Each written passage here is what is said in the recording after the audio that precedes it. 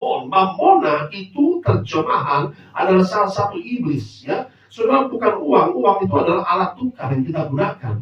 Tetapi cinta akan harta dunia itu akan kejahatan, ya. Mamon yang diartikan seperti Yudas Iskariot mencintai mamon lebih dari Yesus, mencintai harta lebih dari Yesus. Jangan sampai kita seperti Yudas Iskariot. Jangan sampai kita menjadi seperti Ananias dan Safira, sehingga tidak jujur dengan rasul, sehingga mereka kehilangan keselamatan itu, seperti Yudas Iskariot, ya. Pelayanan yang disertai Roh Kudus menghasilkan mujizat. Yesus menghancurkan kuasa kegelapan. Murid-murid mengusir setan-setan, lalu membebaskan mereka terikat kuasa kegelapan, dan mereka ada di sini untuk memberitakan firman Tuhan. Alkitab mencatat ayat 5, setiba di Salamis mereka memberitakan firman Allah di dalam rumah-rumah ibadat orang Yahudi. Kenapa, saudara? Karena kita perlu firman. Firman Tuhan adalah pedang roh. Firman Tuhan kuat dan hidup.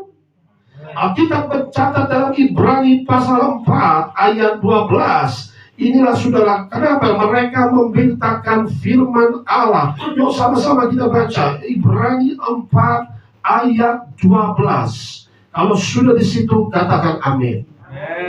3, 2, 1. Sebab firman Allah hidup dan kuat dan lebih tajam daripada pedang bermata dua manapun.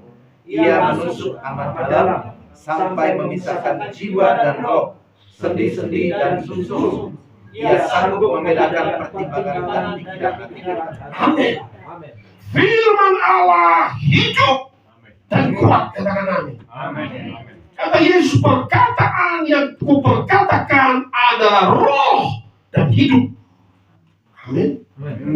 Firman ini hidup dan kuat. It's life and very strong, ya. Lalu dikatakan demikian, dikatakan firman Tuhan bahwa ia adalah pedang roh lebih tajam daripada pedang bermata dua manapun, memisahkan jiwa dan roh, sendi dan sumsum, bisa membedakan pertimbangan dan pikiran hati kita, bisa memberikan pengertian yang dalam, ya. Saudara terkasih dalam Kristus, kalau orang sekeras batu apapun, kadang-kadang kita dalam hal melayani Injil bertemu dengan berbagai macam tipe orang.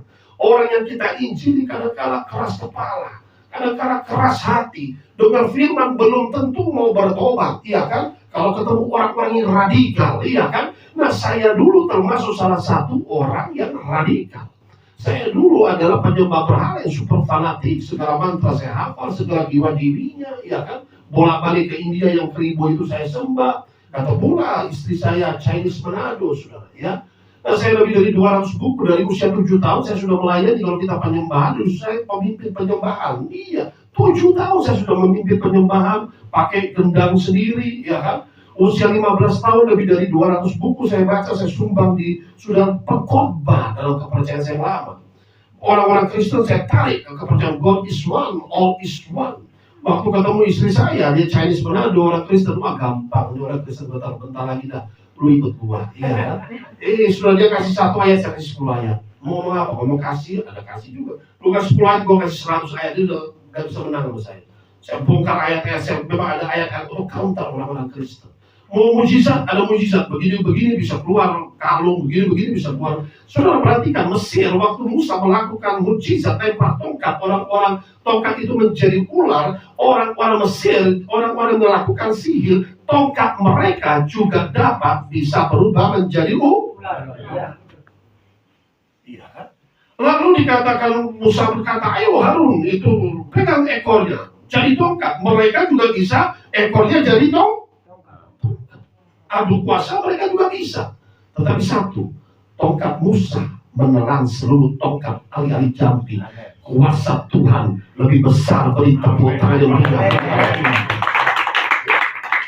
Saudara mau ngomong apa pada saat itu? Saya itu dibutakan, ya kan, oleh kesombongan, oleh pengetahuan kita yang terbatas, yang secara berhala, secara radikal, yang all is one, God is one. Saya karateka dari usia 10 tahun sampai 25 tahun, bayangkan. Itu saya itu dulu begitu sombong, kalau roh perciderakan, kita berkata. Lawan 10 orang saya nggak takut, tapi dulu saya lawan namanya kalau tidur sendiri lampu harus nyala. Sama setan dulu saya paling takut. Nah, ketika berjumpa dengan Tuhan, Tuhan ubahkan total. Haleluya. Ya, sudah terkasih dalam Kristus. Nah, tapi ngomong kerajaan surga ini, saudara. Nah, tidak adalah, ya, di kolong langit ini tidak ada nama lain yang diberikan kepada manusia. Manusia bisa diselamatkan selain nama Tuhan Yesus Kristus. Akulah jalan, akulah kebenaran, akulah Allah yang hidup. Tidak seorang pun datang kepada Bapa kalau tidak melalui Yesus Kristus. Titik, ada banyak jalan menuju Roma, tetapi satu jalan menuju kerajaan surga. Namanya Tuhan Yesus Kristus. Berita cari kerajaan surga, kepercayaan saya nggak ada. Ada surga nerakanya, bagaimana mau masuk kerajaan surga? Mereka yang tidak berdosa. Adakah manusia yang tidak berdosa? Alkitab mencatat semua orang berdosa. Satu tipuan iblis, dikatakan engkau penipu, dikatakan ahli jampi, tukang jampi. Ya. Adakah bisa masuk kerajaan surga? Nah, saudara, saya dulu cari, saya punya kitab begitu banyak. Satu kebohongan iblis tentang reinkarnasi, ya kan? Jadi apa kalau mati? Jadi babi, sapi, anjing, ular, kerbau, ular naga lah. Waduh, jadi ayam lah. Saya nggak mau lah jadi Kentucky Fried Chicken dipotong-potong gitu kan? Yang nggak jelas begitu, saudara, iya kan? Surganya bukan para dewa saja. Meditasi lah sudah saya lakukan, makan vegetarian sudah saya lakukan. Sesuci-sucinya manusia bisa berdusta. Sesuci-sucinya manusia kata Tuhan melihat mengingini saja sudah berjinak dalam hati. Apa tidak mengerikan? Sudah dosa. Walaupun mungkin nggak mencuri, nggak membunuh, sesuci-sucinya tetap dosa. Aku dikandung sudah ada kutuk dosa, kandung dalam dosa. Nah, sudah bayangkan bagaimana? Iya kan, jadi nggak ada jelas surganya, saudara. Iya kan? Meditasi, lalu bagaimana? Ya kalau kamu nanti, saya sudah pelajari, kalau kamu bisa moksa, bagaimana moksa? Yang tidak berdosa. Nah, ada, saudara. Iya kan? Karena apa? Ukuran tidak berdosa hanya Allah menjadi manusia, lahir dari Roh Kudus, lahir dari perawan Maria. The only God become man. Allah menjadi manusia hanya ditemukan melalui Yesus. Dia mati, dia bangkit mengalahkan maut, dia hidup, dia naik ke surga. 500 pasang mata menjadi saksi, dan dia akan datang kembali juru selamat manusia. Berita tangan yang meriah bagi anak ini. Sudah terkasih dalam Kristus, makalah tadi dikatakan bahwa Paulus dan juga Barnabas memberitakan firman Allah. Kita perlu firman Tuhan. Lalu saudara perhatikan, ketika mereka memberitakan firman Tuhan ayat 6, mereka mengelilingi seluruh pulau, memberitakan sampai ke Pafos. Disitulah mereka bertemu dengan seorang Yahudi yang bernama Bar Yesus, dan Alkitab mencatat dia adalah seorang tukang sihir dan nabi palsu. Sudah sebagai dalam Kristus, rekan-rekan sekerja Allah, ketika kita melayani Tuhan seperti Paulus dan Barnabas, kita akan menemui tantangan dalam melayani Tuhan. Kita akan berhadapan dengan nabi-nabi palsu dan tukang-tukang sihir. Nah, dengan dukun-dukun yang bisa juga untuk mengadu ilmu, saudara. Iya kan? Dia akan mencobai ilmu-ilmu itu, saudara. Iya kan? Tapi ingat kata firman Tuhan, tidak seutas rambut pun jatuh ke lantai tanpa izin. Aku memberi kau kuasa menginjak ular dan kalajengking, nahan segala kekuatan musuh. Tidak ada yang membahayakanmu. Anak Tuhan tidak bisa disantet, tidak bisa diteluh, tidak bisa diguna-guna. Berita potongan yang meriah. Saya pelayan pelepasan itu lebih dari 10.000 jiwa, saudara. Lebih dari 10.000 orang yang dibebaskan. Jadi pada saat satu ketika ini orang yang sudah dibebaskan dari kuasa gelap, dibawa teman-temannya, dia pendeta sakti, tidak bisa disantet, dia segala macam roh jahat keluar. Tiba-tiba masih manusia ada sifat jahatnya. Sebelum dia kesaksian, nantinya dia kesaksian, dia bilang, saya pikir wah ini kalau pastornya saya santet tidak bisa. Dia cobalah, anak saya masih usia 12 tahun, ditarget juga, dikirim santetnya, dikirim dirapal mantra. Di sana saya satu lagi dirapal. Dia bilang anak-anaknya saja tidak mempan juga. Nah, apalagi pastornya. Dia bilang, jangan anak saya, seluruh jemaatku tidak bisa disandarkan. Karena Tuhan berkata, di atas batu karang ini aku mendirikan jemaatku. Alam maut tidak dapat menguasai mereka. Segala kuasa dalam kerajaan maut tidak mempan atas seluruh umat Tuhan. Karena Tuhan menjadi penjamin kita, yang menyertai kita, batu karang kita. Sangat kuat namanya Tuhan Yesus. Beri tepuk tangan bagi Tuhan Yesus. Jadi Tuhan bukan tanpa tantangan, ada tantangan, tetapi Tuhan beserta kita untuk menghadapi segala tantangan. Tuhan memberikan kita kemenangan untuk mengalahkan musuh di bawah telapak kaki kita. Katakan amin.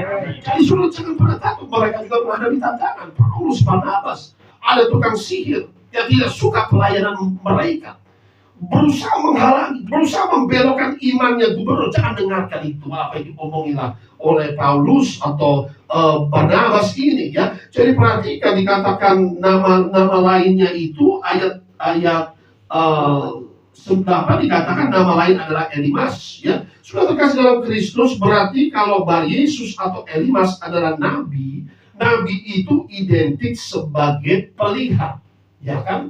Nabi itu bisa melihat, bisa bernubuat. Tetapi kenapa dikatakan dia seorang nabi? Berarti punya karunia melihat, tapi bukan dari Roh Kudus, tetapi dari roh jahat, ya, atau indigo. Tapi itulah artinya kuasanya adalah kuasa tenungan atau ramalan. Nubuatan pasti terjadi karena dari Tuhan, katakan amin. Tapi kalau ramalan dan tenungan itu belum tentu bisa dipatahkan oleh Tuhan. Nah, sudah terkasih dalam Kristus, berarti dia seorang pelihat. Dia orang sakti, orang mumpuni, yang dihormati di daerah itu, Elimas atau Bar Yesus ini.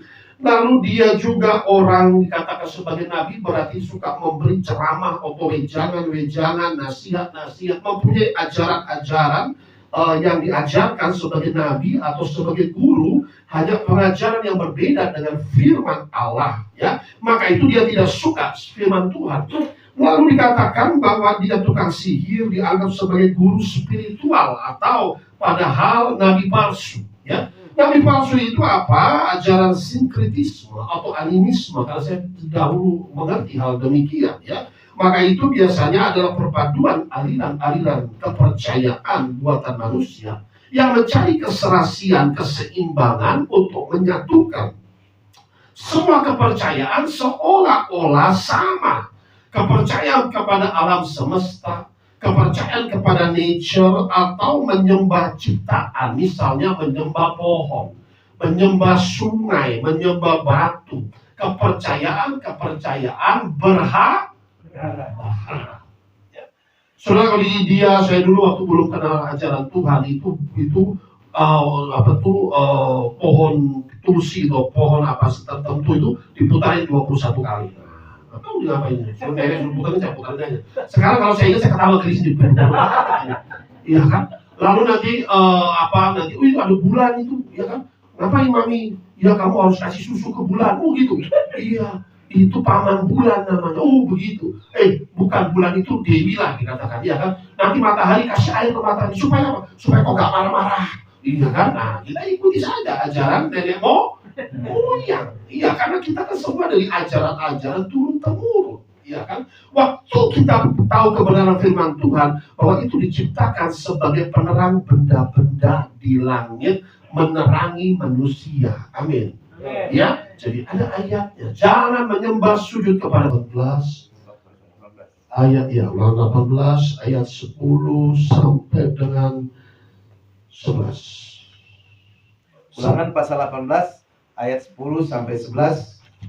Di antaramu janganlah didapati seorang pun yang mempersembahkan anaknya laki-laki atau anaknya perempuan sebagai korban dalam api, ataupun seorang yang menjadi petenung, seorang peramal, seorang penelaah, seorang penyihir, seorang pemantra, ataupun seorang yang bertanya kepada arwah atau kepada roh peramal, atau yang meminta petunjuk kepada orang-orang mati.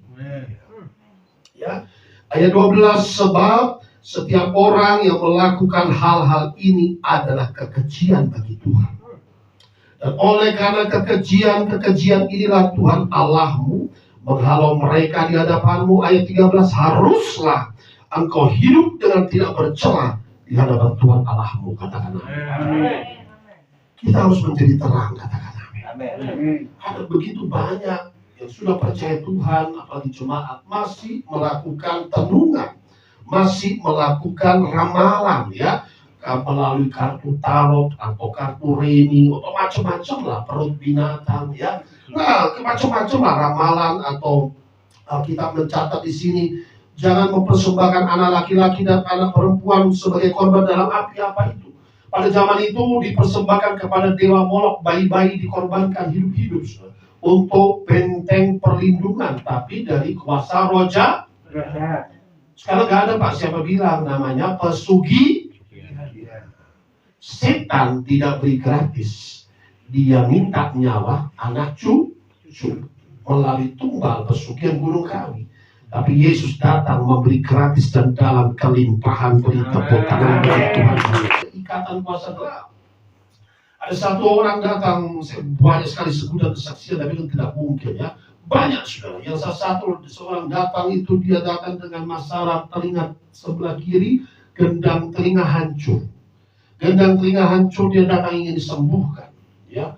Lalu dia bilang, Pak, kalau mau dioperasi itu nilainya 400 juta. Tapi kalau dia bilang gaji saya cuma 5 juta, dari mana uang 400 juta? Saya sudah kemana-mana, Pak, ke dukun-dukun orpidun, jangan sih, tambah parah kamu, ya kan? Ya maaf lah, Pak, saya tidak tahu lah, pokoknya ingin sembuh, dibawa teman lah ke situ, baik. Oke. Waktu dia datang ke depan, saya baru angkat tangan, lalu ikatan roh jahat yang mulai muncul, ya. Lalu dia mulai terjadi pelepasan. Saya mulai doakan dia satu persatu, ya. Oh jangan, dia milikku, ya. Setannya mulai muncul. Lewat mana? Lalu dikatakan bahwa ada perjanjian perdukunan, makanan, minuman, sana sini, ya kan?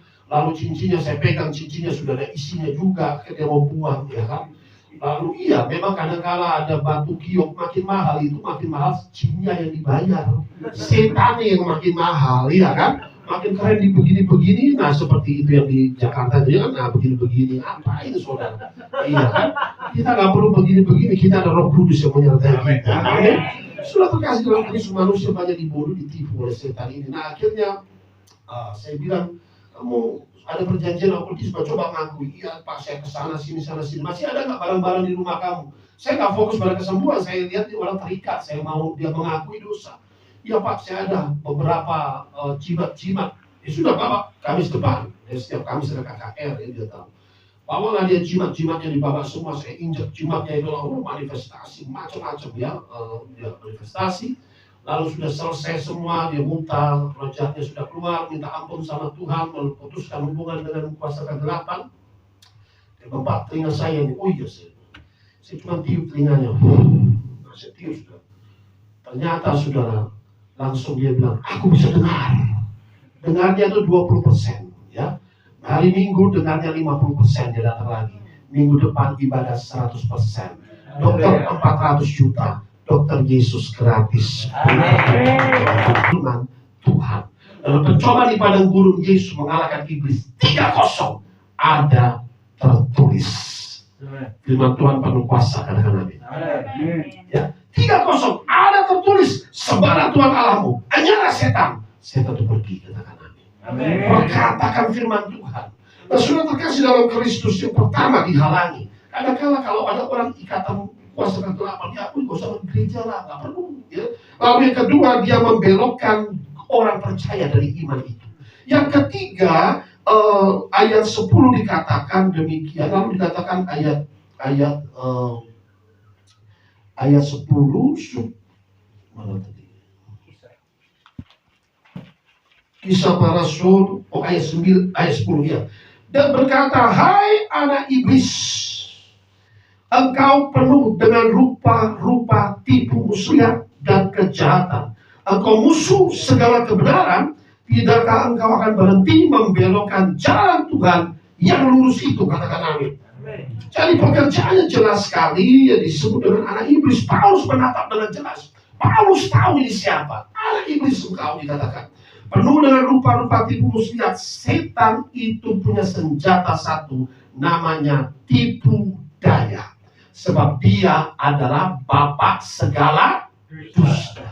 Dibunuh, lalu diguna-guna, lalu ditenung, lalu melalui dibutakan secara rohani, yang disebut dengan anak iblis, musuh jalan kebenaran, membelokkan jalan yang lurus. Ya. Saudara terkasih dalam Kristus, begitu banyak umat Tuhan terikat tenungan.